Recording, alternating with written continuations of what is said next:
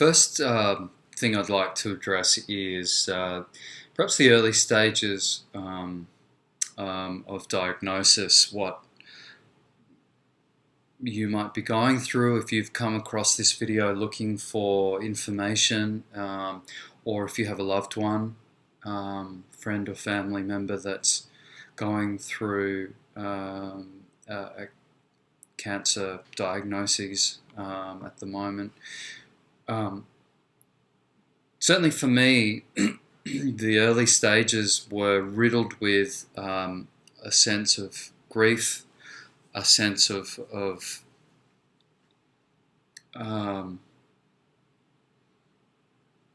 fear.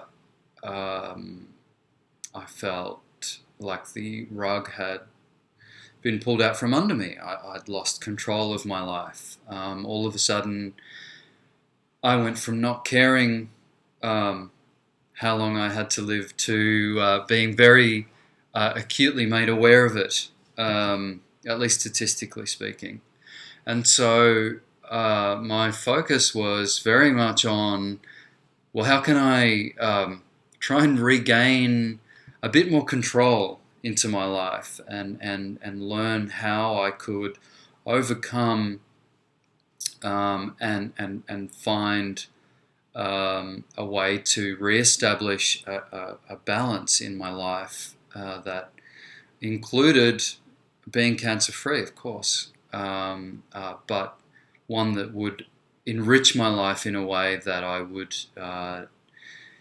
not have to meet this issue further down the track. They say that cancer is a turning point. It certainly is, and it is also said that it takes many things for cancer to form. Certainly, genetics plays a part. Environmental variables play a part. Many things have to align in order for cancer to take root. In fact, cell mutations happen daily in the body millions of times, and your immune system catches them. And so compromised immune function is also another variable in that chain of things that need to go wrong. But I want to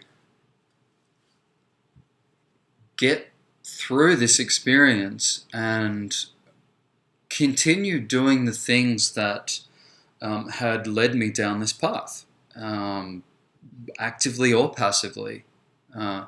And so I wanted to address, firstly, the sense of crippling anxiety that I felt when I was diagnosed. In fact, throughout my whole life, my life's experience has been one riddled with anxiety. My mother was diagnosed with breast cancer when I was 9, and sadly she grew weaker and weaker, and as time went on she passed away. And my father coped with this through focusing on work. As a result, he was not really around much. I had a younger brother that I was looking after while he was away, and my life was riddled with anxiety. I'd lost one parent who I was very close to, and now the other parent wasn't around much. And I eventually, not eventually, but a few years on, my father had a stroke through a combination of stress and biological factors, and working too much, ironically enough, that killed him, unfortunately. And so my brother and I were alone for a period. We were very fortunate enough to have very close family and family friends that helped us through that very trying time. But the scarring that I went through as a child was very much there, and I accumulated that baggage with gusto. And so anxiety has been a big part of my life, and certainly has been a contributing factor, without a doubt, to my cancer. In fact, it's no coincidence that I tended to hold my anxiety in my stomach, and it's interesting, and that the cancer manifested there. So that was the first thing, and I felt that in order to allay some of these fears and this crippling anxiety, I mean, I couldn't go through treatment. I couldn't see a future without addressing some of these, this anxiety and some of these other emotions that had welled up since my diagnosis. And so I sought lots of advice, and through friends and family, I was able to locate a very good cognitive behavioral therapist who helped me through a lot. But one thing that I discovered that I wished I'd discovered sooner was a book by an author called Louise Hay, and I have it here. It's called You Can Heal Your Life. And it is so full of amazing information to help you realign how you feel about yourself. You know, it's said that as the mind thinks, so the body follows. Think of a time in your past when you felt a cold coming on, but you were too busy to get sick, and you just told yourself, I'm simply too busy to get sick, and I can't deal with this right now. It's not going to happen.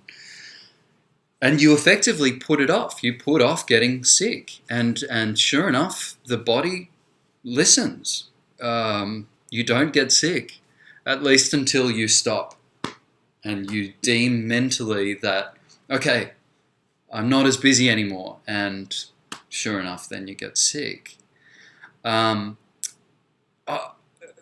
know, I'm sure a vast majority of us, the vast majority, can relate to that particular experience. I know I've done that many times in my past. If not you personally, certainly someone you know.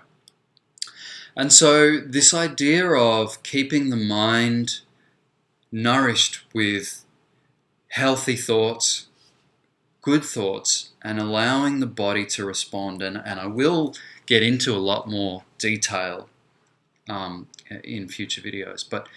But for now, if you're looking for answers and you are scared and you feel lost, I would really start with this book, Louise Hay's You Can Heal Your Life. I can't recommend it enough. I wish you all the best, and we will look at setting up regular videos. I'll discuss in more detail affirmations that Louise Hay addresses in this book, but obviously what else can be done, and many, many other things, if not daily, certainly weekly. So please know that don't feel lost, don't feel dismayed. You are not a statistic. Know that filling your life with love and abundance and nourishment will lead to well-being of the mind first, and well-being of the body and the soul, and